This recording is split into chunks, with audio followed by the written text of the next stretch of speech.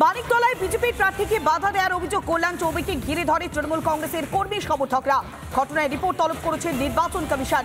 পুলিশকে দ্রুত ব্যবস্থা নেওয়ার নির্দেশ দেওয়া হয়েছে। কাকুরগাছির 31 নম্বর ওয়ার্ডে বাধা দেওয়ার অভিযোগ বিজেপি প্রার্থী কল্যাণ চৌবে, তাকেই দফায় দফায় বাধা দেয় তৃণমূল কংগ্রেসের কর্মী সমর্থকরা। ঠিক কি পরিস্থিতি তৈরি হয়েছিল দেখুন আমাদের প্রতিনিধি অনুপমের পাঠানো সেই প্রতিবেদন। দেখো, দফায় দফায় বিক্ষোভ চলছে, এখনো পর্যন্ত বিক্ষোভ চলছে। তুমি দেখতে পাচ্ছ যে 31 নম্বর ওয়ার্ডে এদিকে তৃণমূল কংগ্রেসের কর্মী সমর্থকরা তারা দাঁড়িয়ে রয়েছে। কল্যাণ চৌবের গাড়ি ঘিরে বিক্ষোভ, গাড়িতে ধাক্কাধাক্কি, ফের গাড়ির সামনে তুমি দেখতে পাচ্ছ কল্যাণ চৌবের গাড়ির সামনে এই মুহূর্তে তৃণমূল কংগ্রেসের কর্মী সমর্থকরা। এই মুহূর্তে তুমি দেখতে পাচ্ছ একদিকে কল্যাণ চৌবে বসে রয়েছেন গাড়িতে, বিক্ষোভ। আমরা যে ছবি দেখাচ্ছিলাম, দফায় দফায় বাধার মুখে পড়েছিলেন কল্যাণ চৌবে। এই মুহূর্তে সাংবাদিকদের মুখোমুখি হয়েছেন বিজেপির প্রার্থী কল্যাণ চৌবে। সাংবাদিকদের মুখোমুখি হয়েছেন তিনি। সেখানে তিনি থেকেছেন একটা সম্পূর্ণ ওয়ার্ডে বুথকে তিনি ইনফ্লুয়েন্স করেছেন। প্রতি ওয়ার্ড 31-এর প্রতি কটা বুথ তিনি এখানে লুট করেছেন। তাকে আমি এখানে উপস্থিত থাকতে দেখেছি। কেন তিনি উপস্থিত ছিলেন এটা আমি আইনগতভাবে জানতে চাইব। আপনাদের দলে লোক নেই, এজেন্ট নেই, তাই লজ্জা থাকতে এই ধরনের মিথ্যা অভিযোগ করছেন তৃণমূল কংগ্রেস কিছুক্ষণ আগে প্রেস মিট করে। স্বাভাবিক, আপনার যদি দলের লোক না থাকে গণতান্ত্রিক দেশে কি আপনি ভোট লড়তে পারবেন না?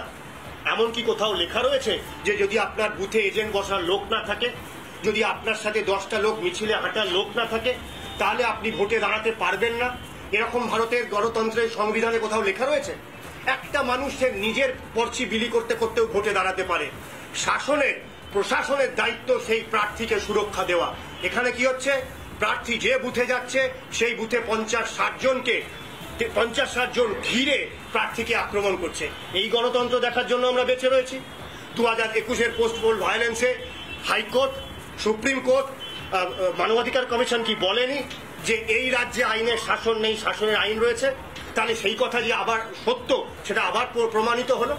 আমার মনে করুন কোনো বুথে লোক নেই, আমার যদি কোনো বুথে লোক না থাকে কিসের দোষ হয়েছে? আমার লোক আসবে, ভোট দিয়ে চলে যাবে। কেন গুলি পড়বে? কেন লাঠি ইট পাথর পড়বে? ভিডিও ফুটেজ রয়েছে, কোনো বানানো গল্প বলছি না আমি।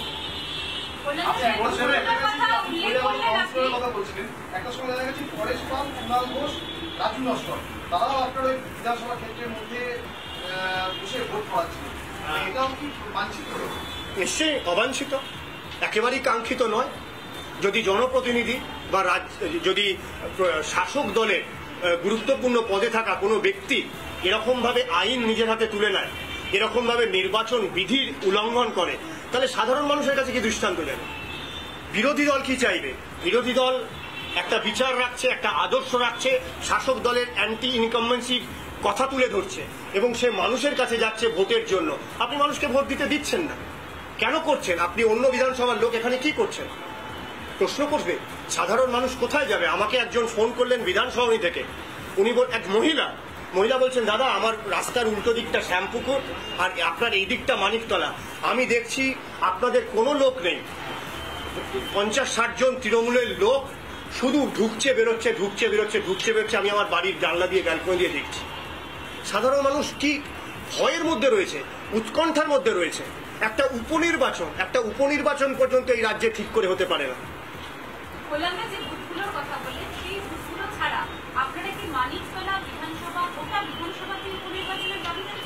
দেখুন, 31 নম্বর ওয়ার্ডে আমি সম্পূর্ণরূপে ঘুরেছি। 31 নম্বর ওয়ার্ডে গত রাত্রেবেলায় 100 থেকে 150 জন লোক ঘোরবিবি লেনে ঢুকেছিল। ঘোরবিবি লেনে ঢুকে সেখানকার যে বহুতল রয়েছে এবং বস্তি রয়েছে প্রত্যেক জায়গায় বলা হয়েছে যে এখান থেকে কেউ ভোট দিতে যাবে না, এবং বাইরে 20-25 জন আজকে সকাল থেকে বসেছিল চেয়ার পেতে, সেখানে আমি সচক্ষে দেখে এসেছি। এছাড়া যে বুথগুলোর নাম আমি উল্লেখ করলাম সেই বুথগুলো 31 নম্বর ওয়ার্ডের। তাছাড়া 32 নম্বর ওয়ার্ডের একাধিক বুথ, আপনার 16 নম্বর ওয়ার্ডের, 12 নম্বর ওয়ার্ডের, এবং সামগ্রিকভাবে এই বিধানসভার 80% বুথে ভোট লুট হয়েছে, এজেন্টদের পিটিয়ে বার করে দেওয়া হয়েছে এবং এই ভোটে সাধারণ মানুষকে পার্টিসিপেট করতে দেওয়া হয়নি, যোগদান করতে দেওয়া হয়নি। এই বিষয়গুলো আমি তুলে ধরবো, সংশ্লিষ্ট দপ্তরে জানাবো, নির্বাচন কমিশনকে জানাবো এবং প্রয়োজন হলে আমি হাইকোর্টে এই বিষয় রাখবো। আর সাধারণত এটা এই ছবি দেখা যায় না, যেখানে তৃণমূল বিজেপি মুখোমুখি হয় না, অনুষ্ঠান বাড়িতে যায় না। আপনি বিজেপি প্রার্থীর মা বলছিল যে আপনি ভোট দেওয়ার সুযোগ করে দিলেন। উনি তো প্রার্থী নয়, উনি তো আমার এলাকার মানুষ, বাসিন্দা। তো আমার তো এটা ডিউটি, যখন আমার অঞ্চলের কোনো মানুষ থাকবে তাদের সকলকে দেখবার দায়িত্ব আমার। তাদের কে কি দল করলো, কে কি রঙ, আমার এসব দেখি না। এটা আমার ডিউটি আমি মনে করি। আর বাংলায় এটুকুনি শিক্ষা আছে, সংস্কৃতি আছে, এটা আমরা বিশ্বাস করি। তাই আমরা গণতন্ত্রের পক্ষে সমস্ত মানুষকে এক নিয়ে এটাকে গণতন্ত্রের উৎসবে পরিণত করতে চাই। আপনার অনেক শুভেচ্ছা জানালেন, আপনার অনেক প্রশংসা করলেন, কিন্তু ছেলের সমর্থনও চাই। নিশ্চয়ই মা হিসেবে যেটুকুনি ওনার কর্তব্য সেটা উনি করবেন। মাকে শিক্ষা দেওয়ার ক্ষমতা বা অধিকার আমার নেই। কি ব্যবস্থা করে দিলেন? মানে উনি বলছিলেন কাগজ পাচ্ছেন, কাগজ পাচ্ছিল না, উনি অন্য একটা বুথের মধ্যে ছিলেন। আমি ওনাকে ওখান থেকে দেখে আমি খুঁজে আরেকটা যে বুথে ওনার ভোট সেটাই খুঁজে বের করে সেই ভোট দেওয়ার ব্যবস্থাটা করে দিই। ক্যামেরায় রজনীকান্ত বেরার সাথে অনুপম পাত্র, রিপাবলিক বাংলা, মানিকতলা।